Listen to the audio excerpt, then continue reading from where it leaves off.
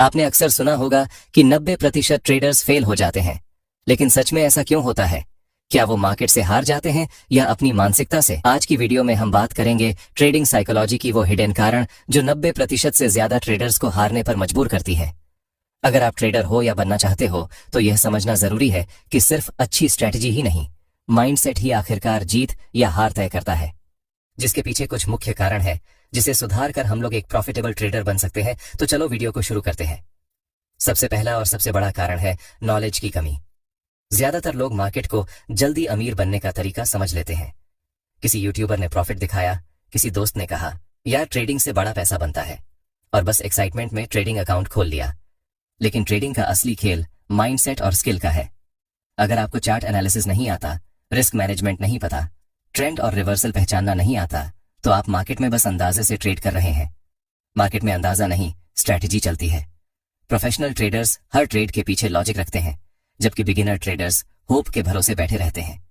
याद रखिए, मार्केट में पैसे वो नहीं कमाते जो जल्दी आते हैं, पैसे वो कमाते हैं जो पहले सीखते हैं। मार्केट आपके हर गलती की कीमत वसूलती है, और वो कीमत होती है लॉस। दूसरा मिथ, अगर मैं सबसे तेज इंडिकेटर लगाऊं मैं प्रॉफिटेबल हो जाऊंगा।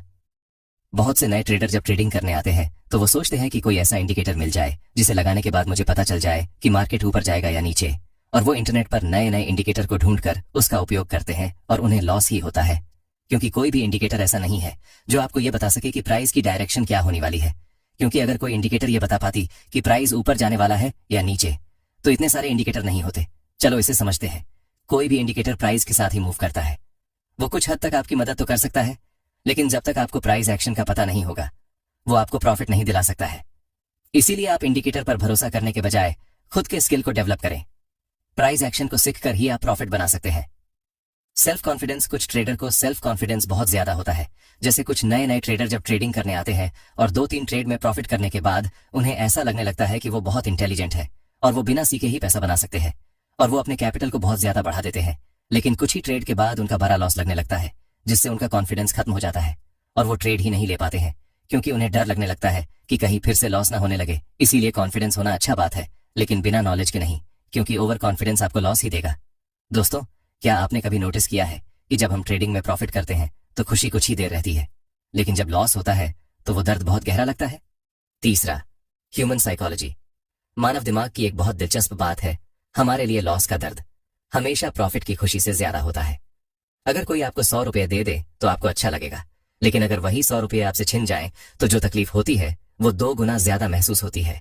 यानी दिमाग का बैलेंस हमेशा दर्द की तरफ झुका रहता है। अब सोचिए, यही चीज ट्रेडिंग में होती है। जब आप किसी ट्रेड में 100 या 200 रुपए का प्रॉफिट करते हैं तो थोड़ी खुशी मिलती है, लेकिन जैसे ही लॉस दिखना शुरू होता है दिमाग डर जाता है। हम सोचते हैं थोड़ा और रुक जाता हूँ, शायद वापस ऊपर चला जाए, और यही सोच छोटी सी लॉस को एक बड़ी लॉस में बदल देती है। असल में हमारा दिमाग लॉस एक्सेप्ट नहीं करना चाहता, वो हमें यह महसूस नहीं करने देता कि हमने गलती की है। मान लीजिए आपने एक ट्रेड में 500 रुपए का लॉस किया। आप सोचते हैं कोई बात नहीं, अगले ट्रेड में निकाल लूंगा, लेकिन उसी डर की वजह से अगली बार जब मौका आता है तो डर के कारण एंट्री ही नहीं लेते। रिजल्ट, न प्रॉफिट होता है न कॉन्फिडेंस बचता है। ट्रेडिंग में सबसे बड़ा दुश्मन मार्केट नहीं है, बल्कि हमारा खुद का दिमाग है। अगर आप लॉस को समझकर स्वीकार करना सीख गए तो मार्केट में लंबे समय तक टिक पाएंगे, और जो लोग लॉस को एक्सेप्ट नहीं करते हैं वो रिवेंज ट्रेडिंग करते हैं। इसका मतलब है एक दिन में ही बहुत सारा ट्रेड को लेना। चलो देखते हैं कैसे। ट्रेडर ए को जब लॉस होता है तो उस लॉस से सीखने की कोशिश करता है कि हमें ये लॉस क्यों हुआ है और अगली बार इस लॉस से कैसे बचे। लेकिन वही ट्रेडर बी को जब लॉस होता है तो वो उसे एक्सेप्ट नहीं करता है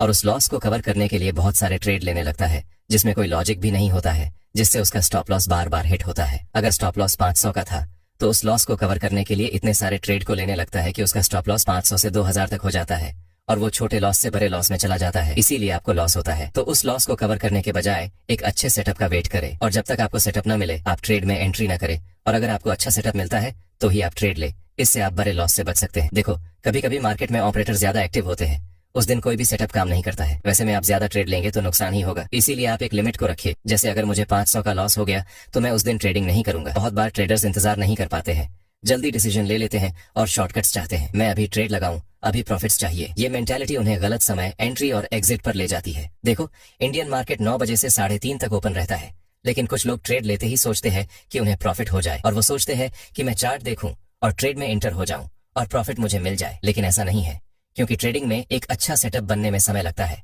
और वो किसी भी समय बन सकता है। इसके लिए आपको इंतजार करना पड़ सकता है और ट्रेड लेने के बाद भी वो जरूरी नहीं है कि वो कुछ ही समय में आपको टारगेट दे दे। कई बार टारगेट तक पहुंचने में टाइम लग सकता है, इसीलिए आपको वेट करना होगा और ट्रेड में एंटर करने से पहले प्राइस एक्शन को देखना पड़ेगा, तभी आप एंट्री करें।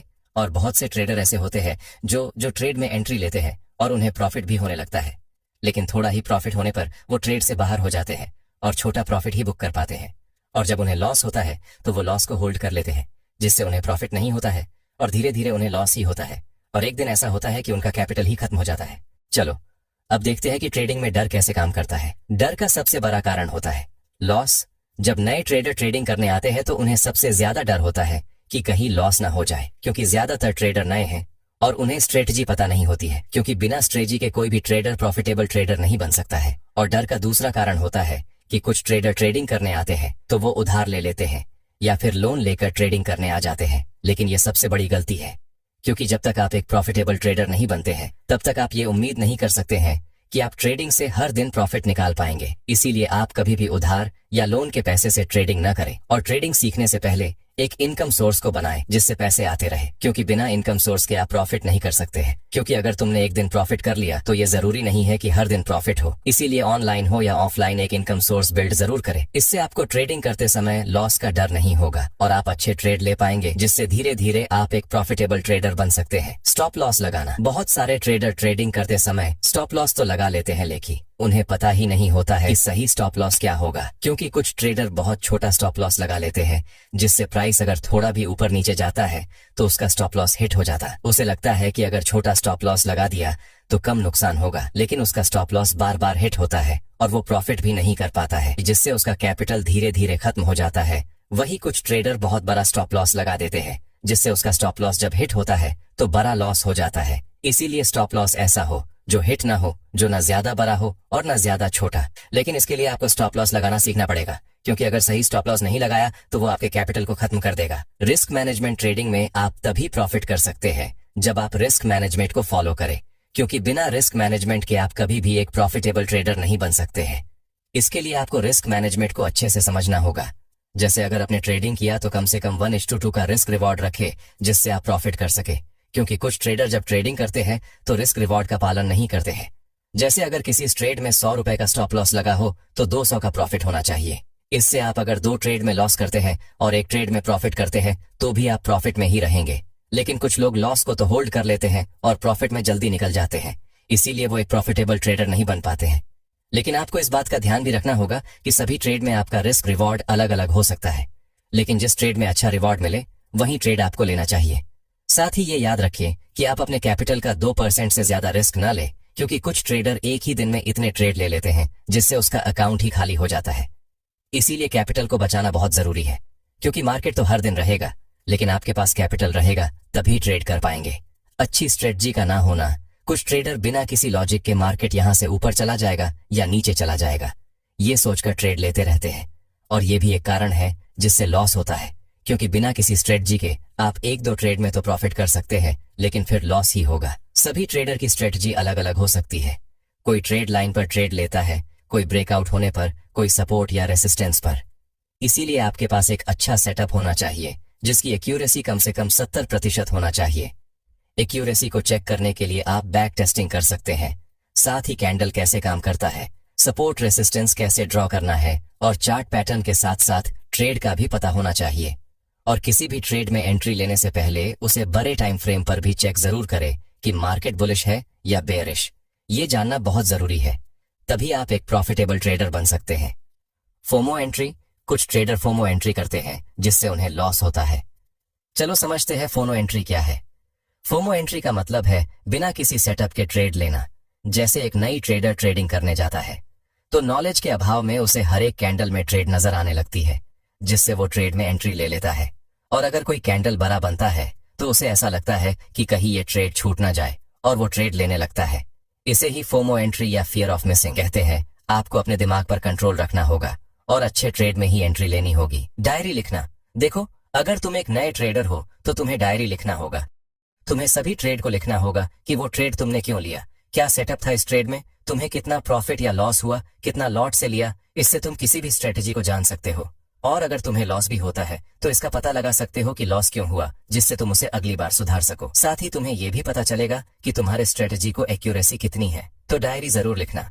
मार्केट्स में कुछ भी हो सकता है, आप प्रेडिक्शन नहीं कर सकते। ट्रेडिंग ऐसा काम है जिसमें प्रेशर अधिक है, लगातार स्ट्रेस, मन का दबाव, ये सब परफॉर्मेंस को प्रभावित करते हैं। ट्रेडिंग में डिसिप्लिन रखो, क्योंकि बिना डिसिप्लिन के आप ट्रेडिंग में प्रॉफिट नहीं कर सकते हैं। रिस्क को एक्सेप्ट करना सीखो, बिना रिस्क के कोई रिवॉर्ड नहीं मिल सकता। ट्रेडिंग प्लान बनाओ और स्ट्रिक्टली पालन करो। Entry criteria, exit criteria, stop loss, risk reward ratio सब डिफाइन करो और प्लान से बाहर मत जाओ। हर ट्रेड में कितनी कैपिटल रिस्क करो उसे लिमिट करो, ताकि एक भी मिस्टेक अकाउंट को खत्म न कर दे। जो ट्रेड गलत हो गया है उसको समय रहते बंद करो, लेकिन प्रॉफिटेबल ट्रेड से जल्दी मत निकलो बिना किसी लॉजिकल रीजन के। अगर तुम्हारे ट्रेड में बार बार लॉस हो रहा हो तो ब्रेक लो और सीखो, फिर ट्रेडिंग करो।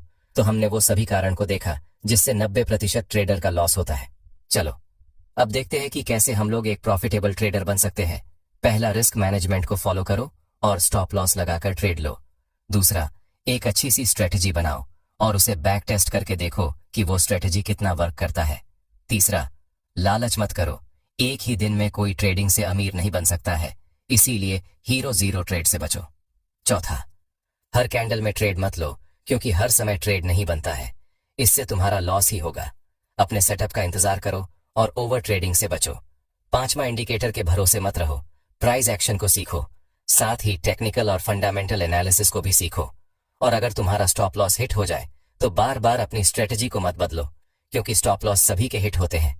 डायरी लिखो, जिससे तुम अपने गलतियों से सीख सको। कुछ ट्रेडर की सबसे बड़ी गलती होती है कि वो ट्रेडिंग के शुरुआत में ही लॉट साइज को बहुत बढ़ा देते हैं, जिससे उसकी साइकोलॉजी खराब हो जाती है, क्योंकि चार्ट में 1-2 रुपए का अंतर आने पर बड़ा प्रॉफिट लॉस दिखने लगता है। इसीलिए अगर आप नए ट्रेडर हो तो पहले एक लॉट से ट्रेड करो, फिर जब प्रॉफिट बनने लगे तो धीरे धीरे लॉट को बढ़ाओ। इससे नुकसान भी कम होगा और आप ट्रेडिंग को अच्छे से सीख पाएंगे। और अगर आप इंडियन मार्केट में ट्रेड ले रहे हैं तो थीटा डीके का भी ध्यान रखिए। थीटा डीके का मतलब होता है टाइम के साथ प्रीमियम का कम होना। जैसे देखो, अगर आपने कोई ट्रेड लिया और स्टॉप लॉस और टारगेट को सेट कर दिया, लेकिन प्राइस आपके डायरेक्शन में तो गया, लेकिन बहुत टाइम के बाद धीरे धीरे गया, तो ऐसे में आपको प्रॉफिट कम होगा। और अगर वही टारगेट अगर 1-2 कैंडल में हिट हो जाता तो प्रॉफिट ज्यादा होता। इसीलिए ट्रेड लेने के बाद आप प्रीमियम का भी ध्यान रखिए। सबसे ज्यादा थीटा डीके एक्सपायरी के दिन होता है। तो अगर तुम्हें